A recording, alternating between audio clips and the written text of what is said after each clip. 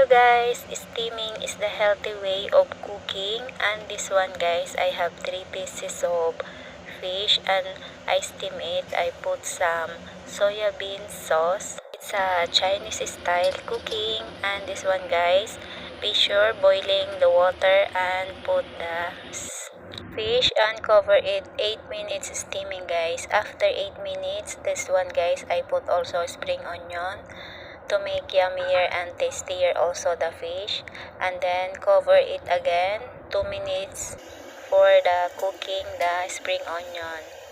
And after 2 minutes, wow, done my steaming, and then I set aside. Wow, so yummy. Put also light soy sauce guys for the taste. Super love it, this kind of cooking, the steam method. Happy cooking everyone, and thank you so much.